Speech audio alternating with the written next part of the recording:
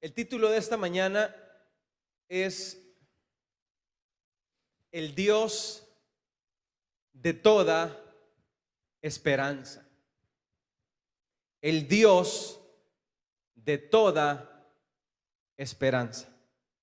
Y lo repetimos todos juntos para que se nos quede de lo que vamos a hablar en esta mañana. Repitámoslo todos. El Dios de toda esperanza.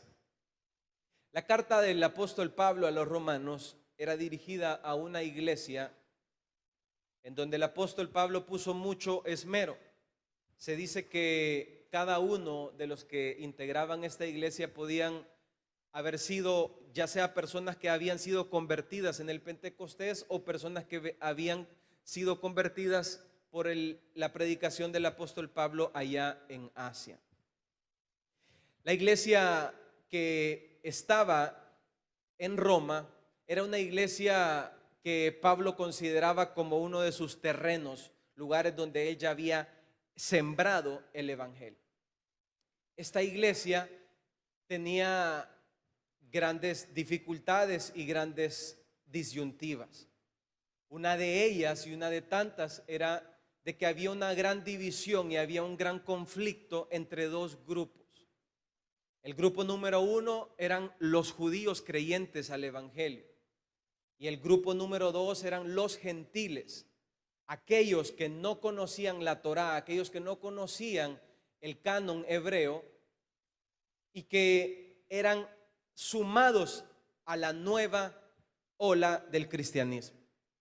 Mientras ellos estaban en este gran conflicto entre si aceptamos a los gentiles, si aceptamos a los no judíos, el apóstol Pablo entonces escribe toda esta carta para unificar y les hace ver de que Dios, por medio del evangelio, aceptó a judíos y a gentiles.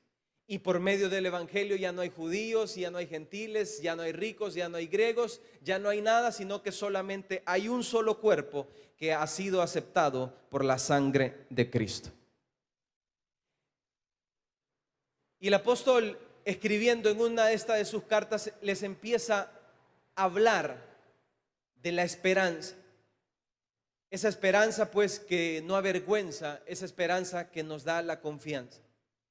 Y llega al grado donde les habla del Dios de la esperanza.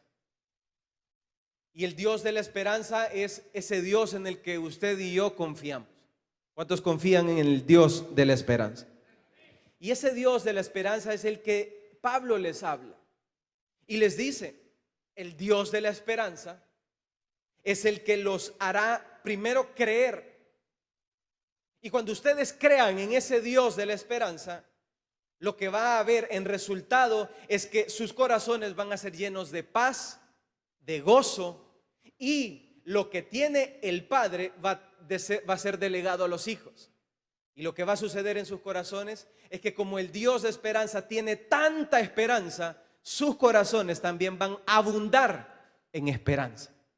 ¿Cuántos quieren que sus corazones abunden en esperanza?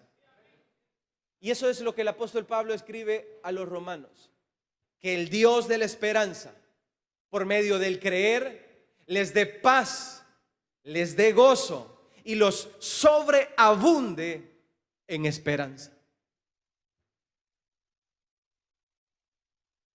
Y todo esto se da con un factor importante, que es un poder sobrenatural que quedó en esta tierra después de que Jesús terminó su ministerio.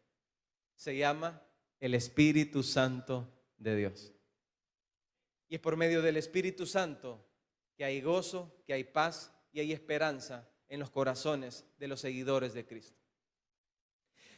Iniciemos entonces definiendo qué es esperanza, para entender al Dios de la esperanza.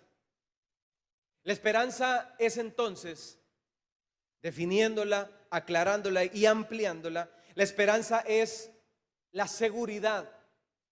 La esperanza es sinónimo de confianza. La esperanza es sinónimo de una realidad.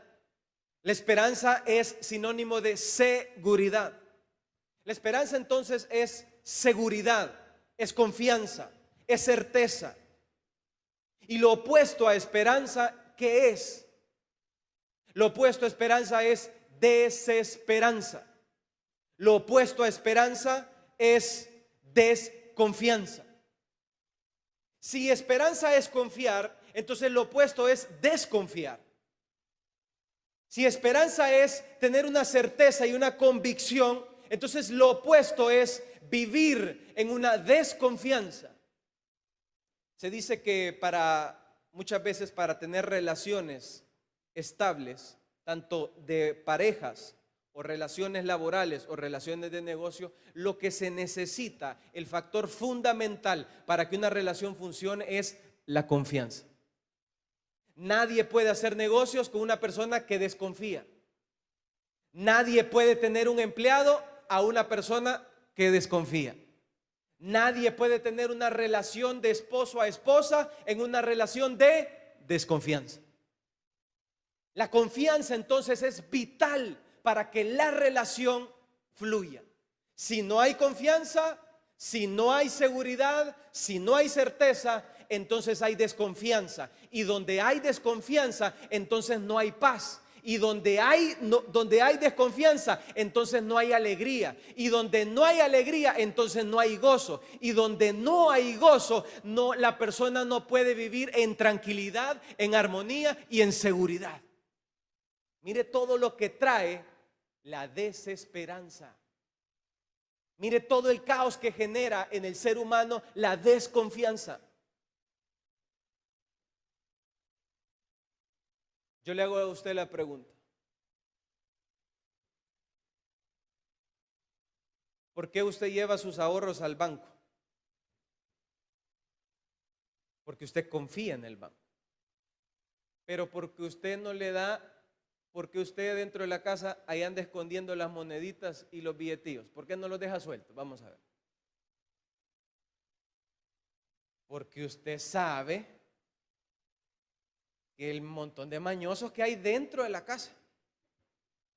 Si aquí se roban las escobas, imagínese, ya no se diga dejar un billete de esos caretones. Entonces, la confianza es vital para una relación. La confianza es determinante para una relación. La confianza que pueda tener el hijo para con el padre es vital para que usted viva una vida plena y tranquila en Dios. La confianza que el hijo, cuando el bebé se agarra de su padre, no puede caminar y se agarra de su padre, el bebé confía en que su padre jamás lo dejará caer. Y la confianza, la seguridad y la esperanza dentro de los hijos de Dios, ¿cuántos hijos de Dios hay en esta mañana? Tiene que, primero, estar dentro de nuestros corazones. Y segundo, esa seguridad, esa certeza, no solamente tiene que estar dentro de mi corazón, sino que dice el apóstol Pablo, tiene que rebosar abundantemente. Entonces, el creyente tiene que vivir con corazones abundantes de esperanza. Si un creyente no tiene esperanza dentro de su corazón, si un creyente tiene desesperanza, si un creyente vive en desconfianza, si un creyente vive en inseguridad, es que algo malo está pasando en su vida. Es que algo no está computando. Porque así como es el Padre, tiene que ser el Hijo. Porque Dios es un Dios de toda esperanza. Y de tal manera tienen que ser los hijos, llenos y abundantes de toda esperanza. Llenos y abundantes de toda confianza. Llenos y abundantes de toda seguridad. Y eso es entonces la esperanza, aquella que se funda en la fe de las Escrituras, aquella que se funda en la fe de las promesas de Dios, aquella que se funda en lo eterno. La esperanza, pues, entonces no es un excesivismo de positivismo. Porque el positivismo es cerrar los ojos y decir no va a pasar nada. Pero la esperanza y la confianza es abrir los ojos, ver el caos de este mundo, ver los asesinatos, ver las muertes, ver las enfermedades que hay en derredor nuestro, verlas, palparlas y vivir en medio de un mundo corrompido y tener la esperanza que el Dios de toda esperanza puede hacer lo corrompido en santo, lo sucio en limpio, lo putrefacto en algo maravilloso. Eso es esperanza. Cambiar lo que no se puede cambiar. Teniendo entonces en claro qué es esperanza, sabiendo que es seguridad, certeza y confianza en las promesas y en las escrituras de nuestro Dios, entonces lo que sucede en nuestras vidas muchas veces es lo siguiente: que vivimos tristes, vivimos desesperanzados, vivimos desconfiados, y para todos nosotros es una desconfianza. No confiamos en nadie, en nada ni en nadie. Y nuestra vida es una vida llena de puños agarrados, en donde no queremos aflojar. Es más, decimos y confesamos y sabemos que al morir de esta tierra volaremos con Cristo. Pero desconfiamos tanto de lo que decimos que no nos queremos morir. Desconfiamos tanto de lo que decimos que si yo hago una encuesta ahorita y digo, levante la mano el que está listo para que la chirina lo venga a traer ahorita ahí en esa puerta, ¿quién se apunta? Vamos a ver. Yo soy el primero. Que si yo veo la muerte ahí, yo le digo, espérame, solo déjame por lo menos terminar el mensaje y después si quieres llévame. Porque desconfiamos de lo que decimos, porque nos entristecemos, porque nuestra base está puesta en las alegrías temporales y en lo temporal. Entonces, el creyente va perdiendo desconfianza, va perdiendo confianza y se va llenando de inseguridad y vive vidas llenas de inseguridad, cuando debería vivir vidas llenas de seguridad y plenitud y confianza. Y la confianza es el combustible del ser humano. La confianza y la fe es la energía interna que nos mantiene vivos. Vaya usted a un hospital y hable con un enfermo que pierde la esperanza, ese enfermo se muere el mismo día. Pero vaya usted donde un enfermo que tiene hijos, que tiene una familia, que tiene por qué vivir, ese enfermo no quiere morirse, porque aún hay esperanza dentro de su corazón, porque hay fe dentro de su corazón que Dios lo puede sanar y que Dios lo puede restaurar. Cuando la persona pierde la esperanza, cuando la persona pierde la seguridad, cuando la persona pierde la confianza en Dios, esa persona olvida el gozo, pierde la seguridad, pierde la alegría, pierde la paz y la inseguridad invade en su corazón. Y por eso es que la carta a los tesalonicenses dice: tampoco queremos, hermanos, que ignoréis acerca de los que duermen, para que no os entristezcáis como los otros que no tienen esperanza. Primera de Tesalonicenses capítulo 4. Y lo que sucede en nuestras vidas muchas veces es que nos entristecemos porque la promesa no llega. Y decimos hace rato, desde pequeño, desde que estoy aquí, desde que yo recuerdo que vengo, dicen que Cristo ya viene y no ha venido. Nos entristecemos, perdemos la confianza, caminamos y nos vamos olvidando de las promesas del Padre para con el Hijo. Y nos vamos entristeciendo y no nos vamos dando cuenta de que nosotros somos un pueblo especial, adquirido por Dios, diferente a los otros pueblos, porque los otros pueblos no tienen esperanza, pero los hijos de Dios tienen esperanza. Y esa diferencia le marca a uno, le da la gasolina, nos levanta para ir a trabajar, nos levanta para ir a hacer lo que tenemos que hacer, nos levanta para venir a la iglesia, nos levanta para seguir confiando que el que prometió la buena obra en nosotros es poderoso, es fiel y es justo para terminarla.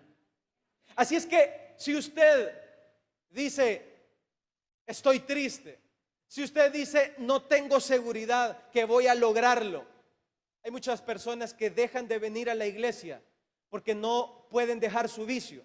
Hay muchas personas que dicen, no, yo no puedo ir a la iglesia porque yo soy pecador, cuando debería ser todo lo contrario. Es en la iglesia donde necesitamos pecadores como tú y como yo. Es en la iglesia donde necesitamos pecadores como tú y como yo, que sean llenos y revestidos de toda esperanza.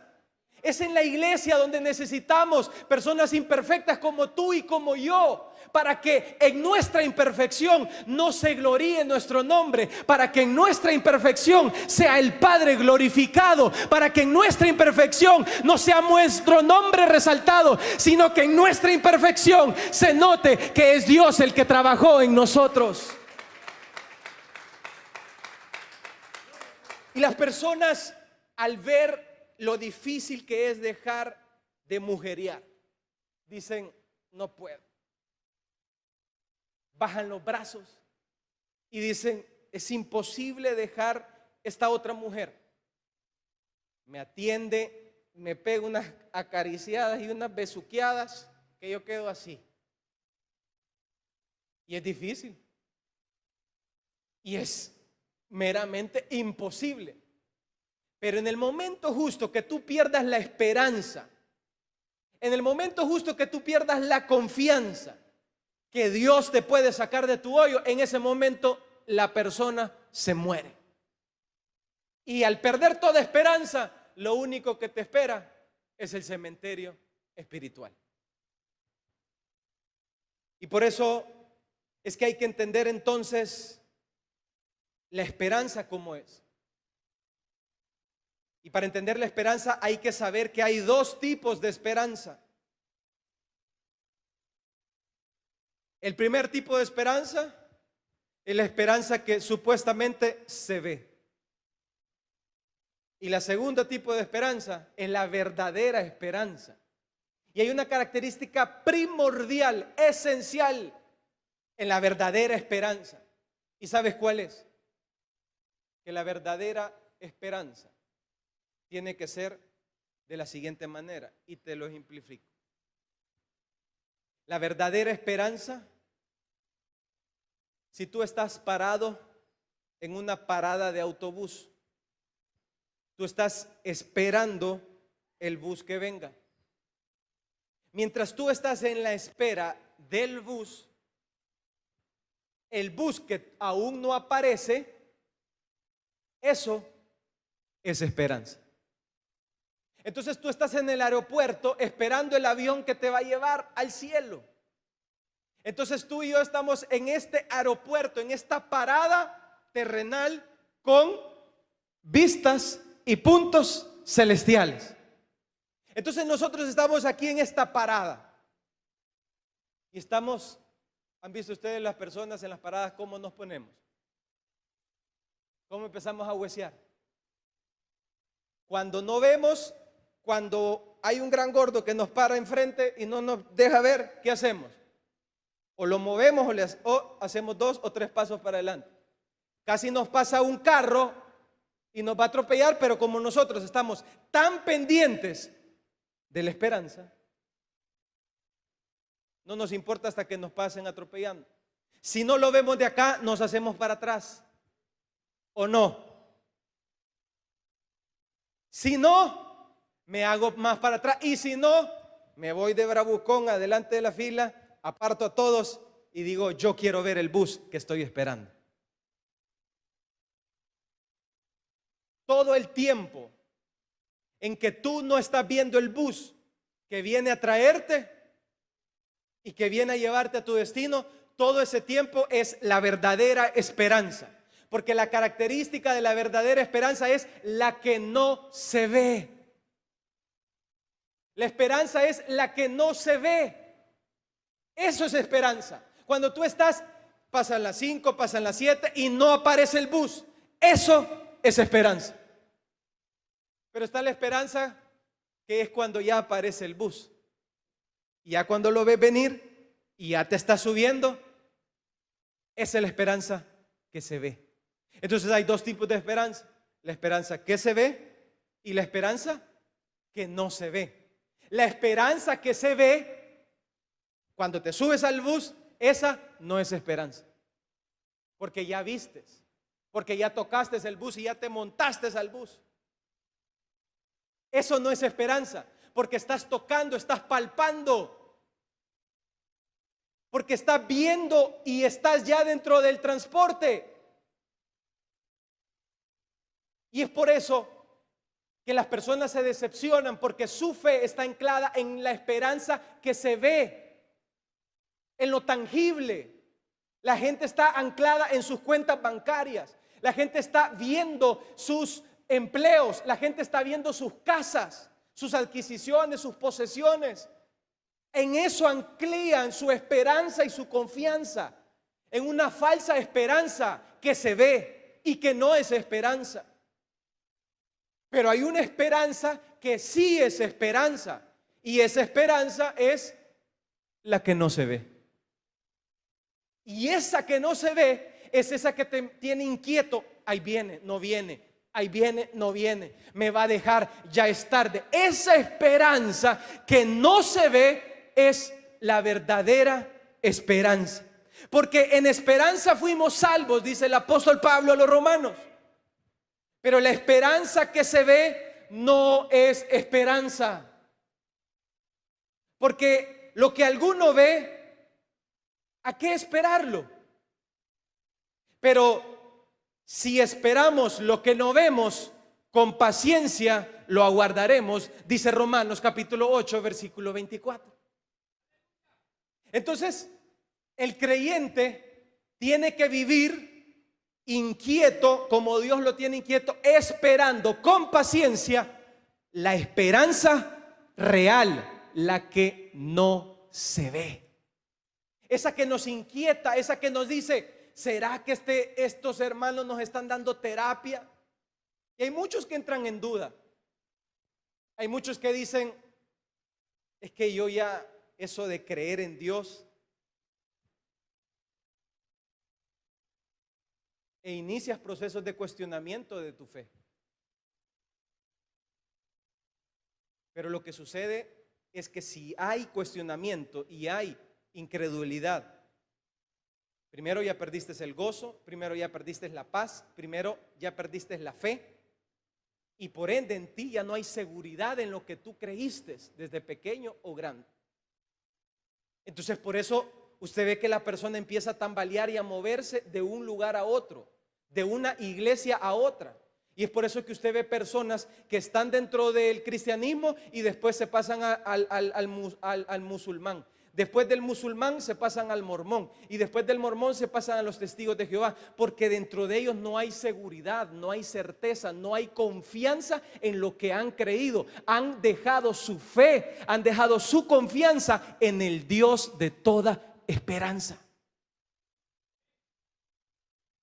Y se entristecen y empiezan a buscar la verdad dentro de sus corazones, pero no la hallan, porque han desconfiado del Dios de toda esperanza.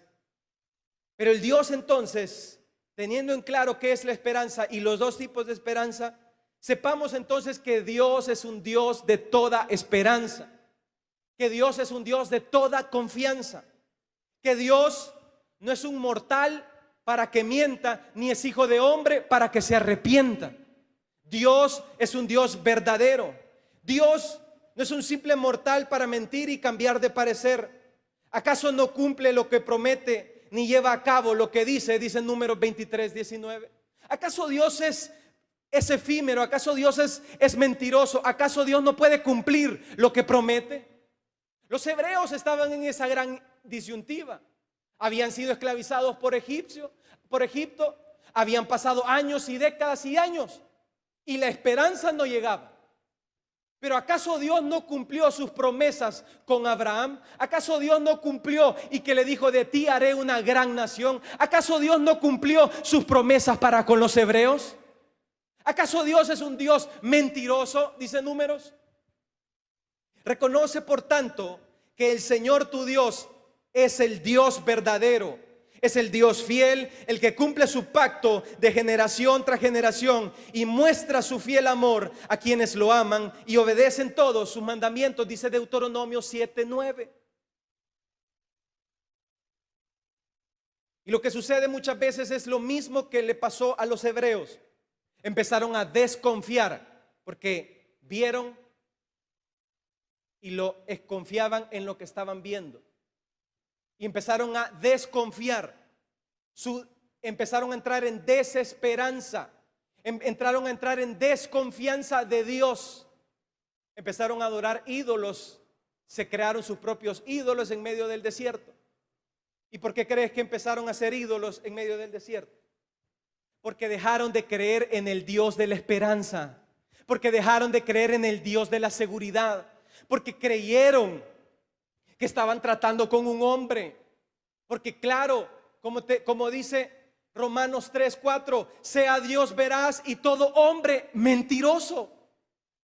Sea Dios veraz y todo hombre mentiroso. Y la gente se decepciona y dice, mi mujer me dio baje. Sea Dios veraz y todo hombre mentiroso. Y mi amigo me prometió fidelidad y me permitió estar conmigo en las buenas y en las malas. Sea Dios veraz y todo hombre mentiroso.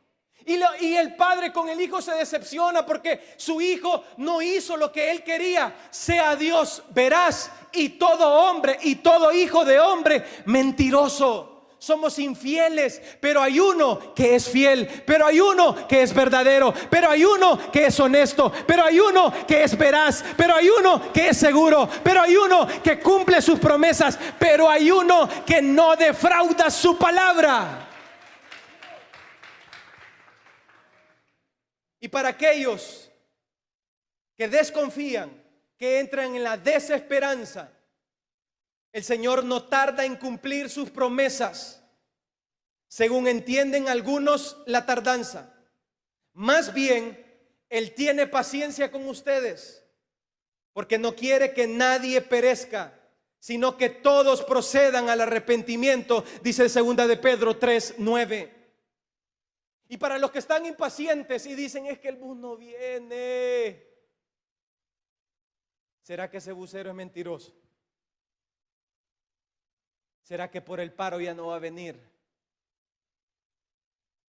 ¿Será que ya no viene? Quiero decirte, el que prometió regresar, volverá.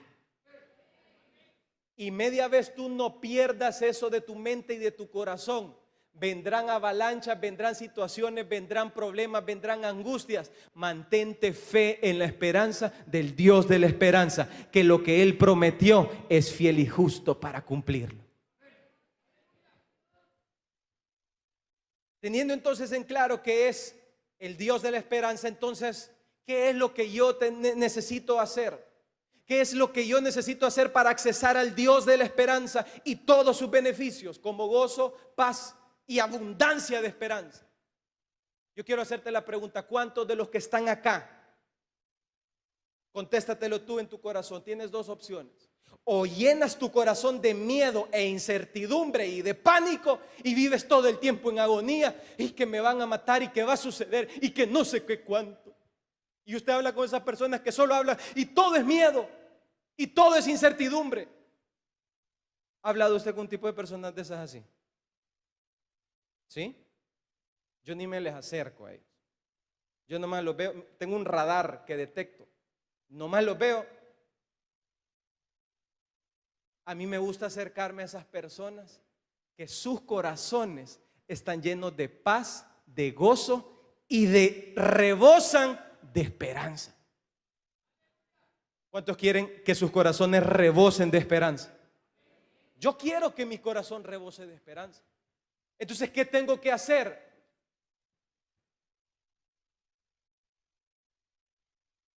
Nadie puede rebosar de esperanza y nadie puede creer en algo que no ha creído. Nunca buscaremos a Cristo si nunca hemos creído en Él. Lo que tú y yo tenemos que hacer, número uno, es creer. Creer. Por la fe vive el justo. Y lo que usted y yo tenemos que hacer es creer en el Dios de la esperanza. Y que nada ni nadie nos pueda separar de nuestra fe para con Dios. Y usted tiene que creer. Y claro, vas a querer buscarle explicaciones, racionalizar la Biblia. Y cuando agarres ese camino, créeme que te vas a perder.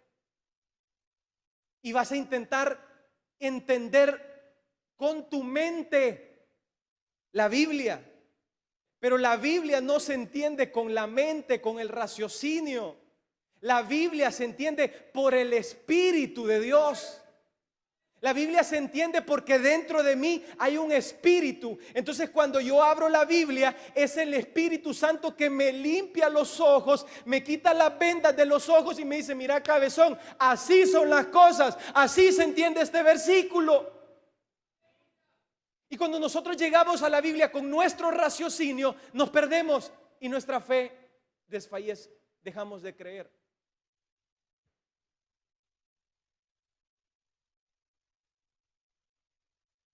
Pero porque sí creemos que Jesús murió y resucitó, porque sí creemos que Jesús murió y resucitó, así también traerá Dios con Jesús a los que durmieron en Él.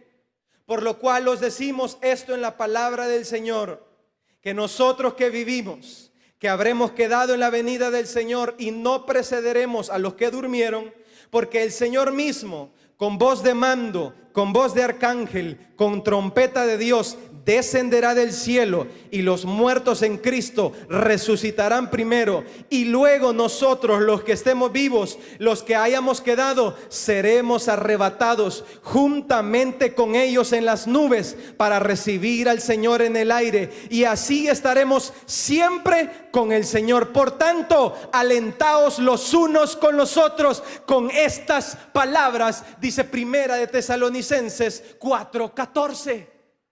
Así que alentaos los unos con los otros. Alentémonos unos a otros. Échele la mano al que está a su lado y dígale: creamos. Dígale a la persona que está a la par, dígale: creamos. Creamos que el que prometió en regresar, regresará. Ahora, aquellos que no tienen esperanza, porque hay quienes que no tienen esperanza. Así como definimos los dos tipos de esperanza, que es la que se ve y la que no se ve, la real de la falsa, así quiero que usted entienda lo siguiente: hay dos grupos. Hay personas que tienen esperanza y hay personas que no tienen esperanza. ¿De cuáles de los dos grupos quiere ser usted? ¿De los que tienen esperanza o de los que no tienen esperanza? El grupo de los que no tienen esperanza, Job lo describe de esta manera y dice: tales son los caminos de todos los que olvidan a Dios, y la esperanza del impío perecerá, porque su esperanza será cortada y su confianza es tal como una tela de araña. Su base, su confianza de los que no tienen esperanza es tal como una tela de araña que se quita y se limpia y se fuma. Dice Job, capítulo 8, versículo 13. Porque ¿cuál es la esperanza del impío? Por mucho que hubiere robado, se lo vuelvo a repetir, por mucho que hubiere robado, ¿qué hará cuando Dios le quitare la vida? Decía Job en sus reflexiones en el capítulo 27, versículo 8. Por mucho que hubiera alcanzado, ¿qué hará cuando Dios le quite la vida? Entonces hay quienes que acumulan tesoros en esta tierra y ponen su esperanza en los tesoros de esta tierra. La pregunta es, ¿qué hará esa persona que mucho ha adquirido por poseer? ¿Qué hará esa persona que las posesiones lo poseen a él y no él posee las posesiones? ¿Qué harán esas personas? Pues como dice Job, se desvanecerán y se perderán, porque ellos no tienen la esperanza que los hijos de Dios tenemos. Y para aquellos que dicen, yo tengo la esperanza, ¿cuántos saben que tenemos la esperanza verdadera en Cristo Jesús? Entonces, hay personas, y decíamos, hay dos grupos. El grupo que no tiene esperanza, como lo describe Job, y el grupo que sí tiene esperanza, que somos usted y somos nosotros. Y la pregunta es, ¿por qué muchas veces yo vivo en desesperanza? Uno, porque perdemos fe, dejamos de creer y tenemos temporadas bajas donde nuestra fe se debilita. Y dos, porque también nos puede permitir ver a aquellos que no tienen la esperanza que nosotros tenemos. Job, en su dificultad, en su apretura, tuvo esos momentos donde perdió la esperanza, donde perdió la seguridad y la certeza. ¿Y sabes cómo lo describió Job? ¿Y sabe cómo se describe esos momentos de desesperanza? Job lo describió de esta manera. Si quieres saber cómo se siente vivir sin desesperanza,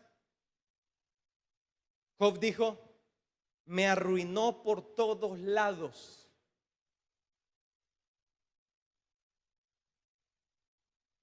Y perezco. Y ha hecho pasar mi esperanza como un árbol arrancado. Así como se cayó ese árbol el domingo pasado, así sintió Job que su esperanza se cayó.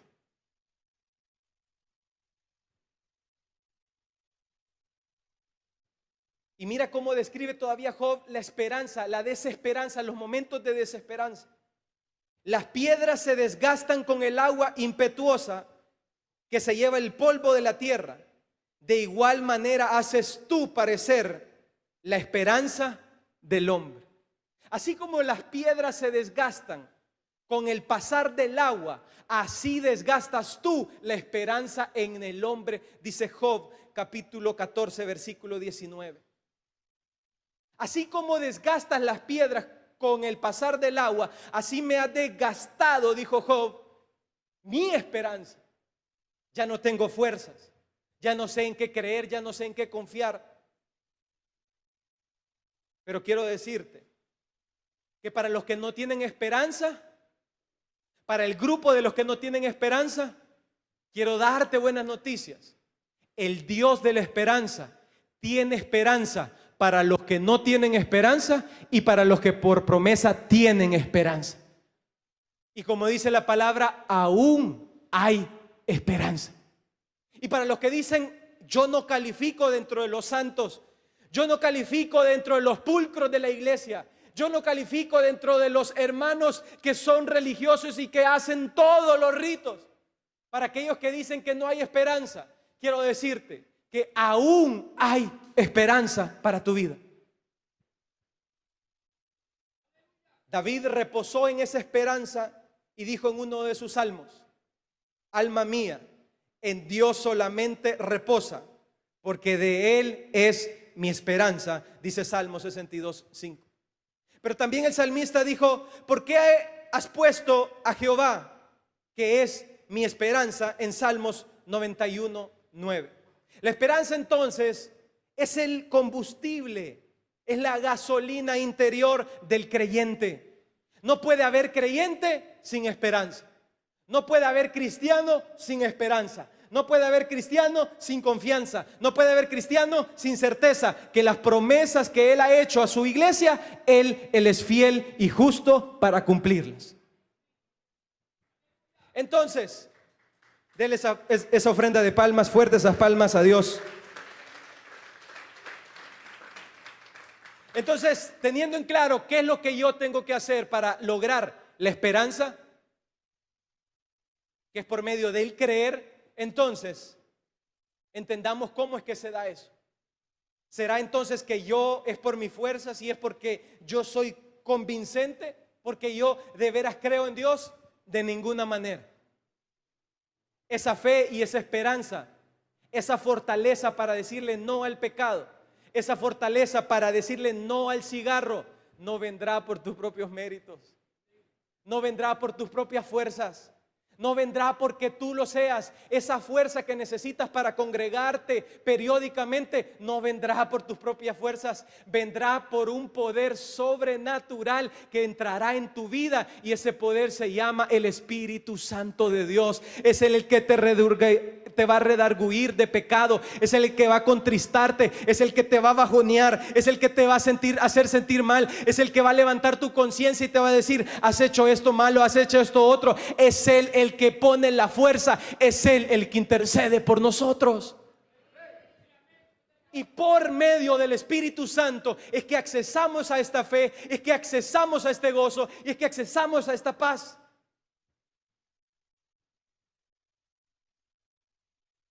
Y de igual manera, el Espíritu Santo nos ayuda en nuestra debilidad, dice el apóstol Pablo a los romanos. Pues que hemos de pedir como conviene, no lo sabemos, pero el Espíritu mismo intercede por nosotros. ¿Cuántos se alegran porque el Espíritu mismo intercede por nosotros? El Espíritu mismo intercede por nosotros, dice Romanos 8:26. Es el Espíritu mismo el que está intercediendo al Padre por tu salvación. Es el Espíritu que se va a chillar y le dice: mira, falló, mira, volvió a pecar, mira, volvió a fallar. Pero va el Espíritu de Dios, habla con Jesús, se ponen de acuerdo y le dicen al Padre: Padre, yo he dado la vida por este individuo, yo he dado la vida por este individuo. La sangre de Cristo, lo más valioso, ya fue cancelado. Padre, perdónalos porque no saben lo que hacen. Padre, perdónalos porque no saben lo que hacen. Entonces es por eso que dice: el justo muchas veces puede caerse, pero es Dios el que lo levanta, es Dios el que intercede, es el Espíritu Santo que nos levanta, es Él el que nos empuja, es Él el que nos motiva, es el que nos lleva a toda justicia y a toda verdad. Y nosotros caemos, desfallecemos, porque muchas veces ponemos nuestra esperanza en la falsa esperanza, en aquella que se ve. Creemos en nuestro salario, creemos en nuestros ingresos, y en eso sí tenemos fe, y en eso sí tenemos esperanza. Creemos en nuestros hijos, creemos en nuestro negocio, y ponemos nuestra seguridad y nuestra fe en lo efímero y en lo pasajero. Y cuando empieza a tambalear, y cuando Dios, el Dios de la esperanza, solo mueve nuestros cimientos, damos risa en las cuarentenas, damos pena, damos lástima, porque empezamos a tambalear y empezamos a afligirnos, cuando en medio de las situaciones, en medio de los problemas, no tiene que haber aflicción y desesperanza dentro del Hijo de Dios, porque sabe que todas las tribulaciones, que todas las angustias, que todas las cosas que suceden en esta tierra, todas son efímeras y pasajeras, pero lo único que permanece es Dios. Lo único que permanece es Dios para con sus hijos.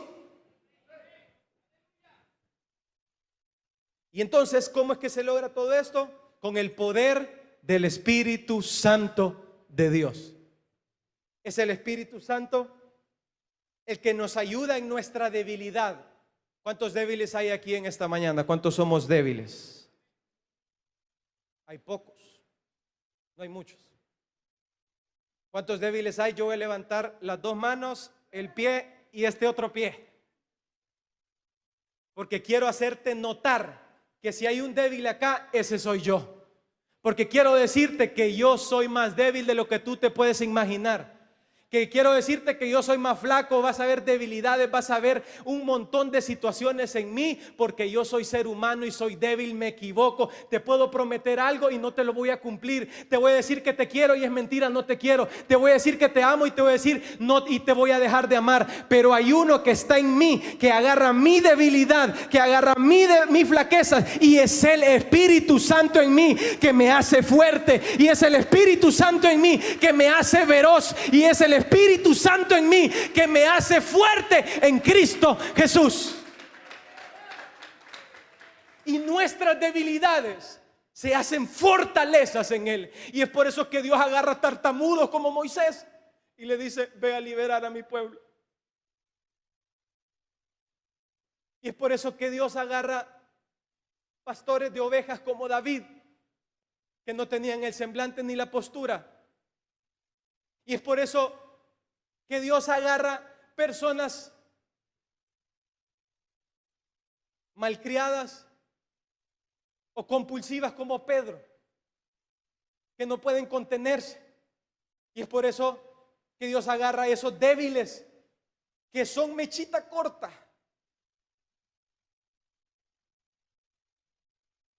como Pedro, que quieren resolver las cosas con una espada.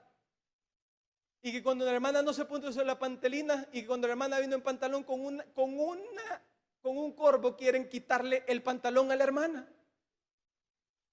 Gente compulsiva como Pedro son los que agarra a Dios para que en medio de esa habilidad, en medio de esa debilidad, en medio de esos leones amarrados se den cuenta que no son ellos, cuando predican, que no es Pedro cuando predica y que se convierte en los 3,000, es el Espíritu Santo, Pedro, es el Espíritu Santo el que convierte los corazones, es el que cambia las mentes, el que cambia el lamento en baile en las personas. Y cuando el débil como yo entiende que no es uno vive ligero. Antes yo tenía miedo de equivocarme. Hoy me equivoco y me equivoco más seguido. Antes quería guardar todo bajo una burbuja. Hoy me doy cuenta que no hay burbujas. Este hijo de pastor sencillo, con problemas, con debilidades, ese soy yo, débil y putrefacto y como sea. Pero si el Espíritu de Dios está en mí, es Él el que está intercediendo, es Él el que está gimiendo, es Él el que está diciéndole: Padre, ayúdalo, Padre, Él te necesita. Es el Espíritu Santo el que me hace fuerte en Él.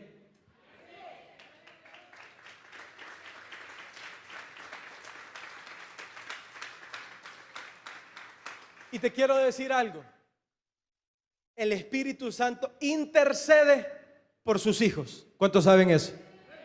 Pero mira de qué manera está intercediendo el Espíritu por ti y por mí. Lo describe el apóstol en Romanos 8: con gemidos indecibles. Qué amor el que tiene el Padre para con nosotros. ¿Cuántos se alegran por eso? Entonces, si te lo describiera de esta manera, ¿qué será un gemido indecible? No tengo la fuerza ahorita para hacerlo, pero podría ser un gemido indecible como: ¡Padre! Podría ser un gemido indecible, un ejemplo de un gemido indecible. Podría ser una muestra, un gemido indecible en cuando el Espíritu Santo llega y dice: se volvió a meter en el motel, Padre. Volvió a fallarte. Volvió a pecar. El Dios de la esperanza tiene una persona dedicada solamente para gemir por ti, para pelear tus batallas, para decirte que tú no estás solo, para decirte que tú no vas a salir de ese pecado, para decirte que tiene un intercesor. Tú y yo tenemos un intercesor con gemidos indecibles, y es Él el que nos lleva a toda justicia y a toda verdad.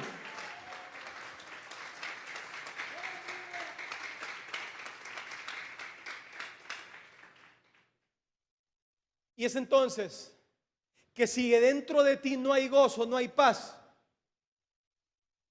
y no hay abundancia de esperanza, entonces algo malo está pasando. Algo está sucediendo en tu vida, porque no te estás dando cuenta que a pesar de tus debilidades, que a pesar de tus aflicciones, un Espíritu Santo está intercediendo todos los días por tu vida. Y eso te tiene que tener contento y alegre, que no eres tú, sino hay un equipo todo trabajando para que tú llegues al cielo.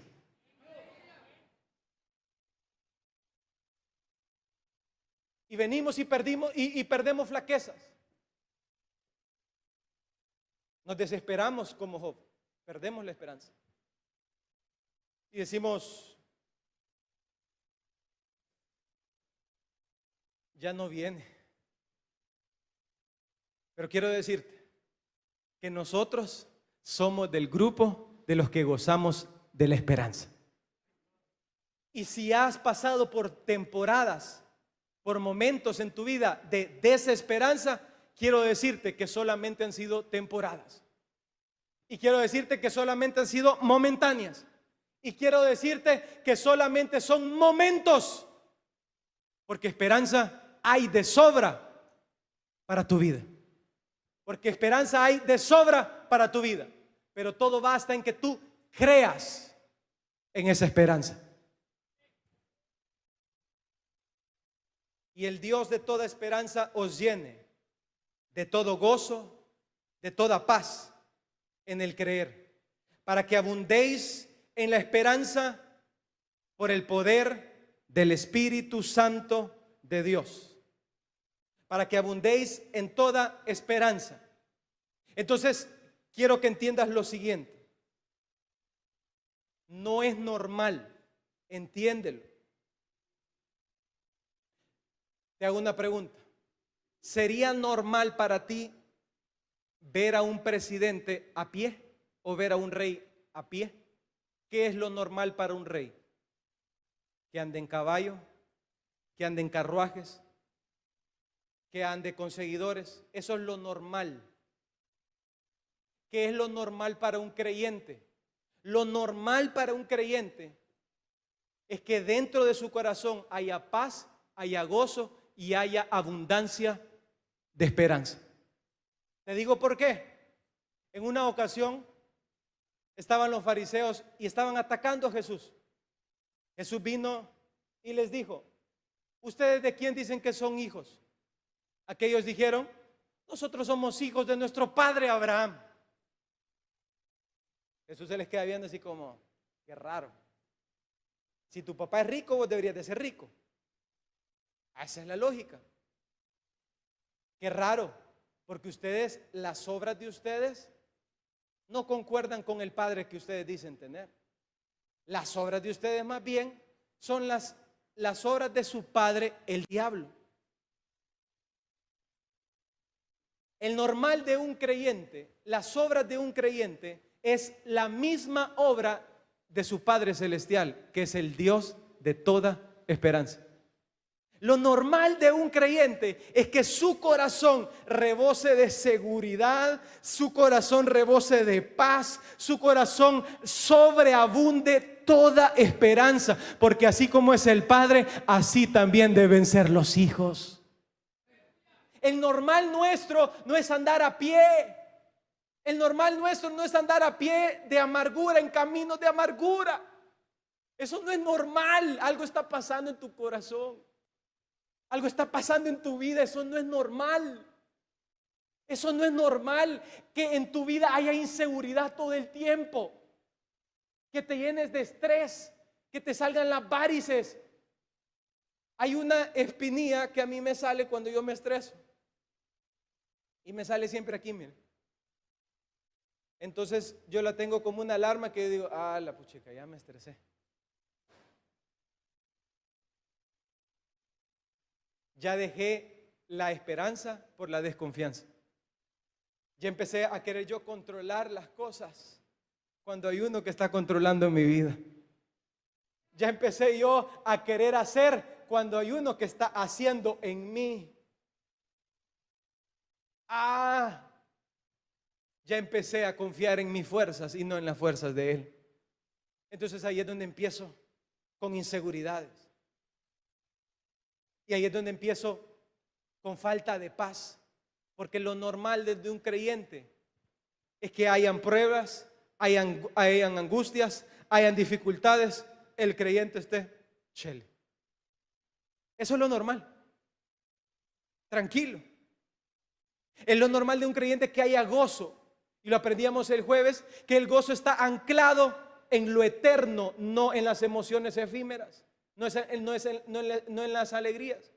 Entonces el creyente, vienen los problemas, vienen asaltos, vienen situaciones, vienen los problemas, se caen los negocios, se cae esto, pero como él no tiene su fe anclada en los negocios, como él no tiene su fe anclada en que es su labia, que es su venta, que es su fuerza, él tiene anclado su fe y su esperanza en Dios. Entonces esa confianza lo hace ver, y él solamente está viendo un juego en donde dice: todas las cosas para el creyente, el Dios que las revierte para bien. Entonces él solo está como un expectante, viendo qué es lo que Dios va a hacer en su vida, cómo es que Dios va a tornar lo malo en bueno, la desesperanza en esperanza, los problemas de angustia en esperanza para su vida. Vamos a darle una ofrenda de palmas a Dios en esta mañana.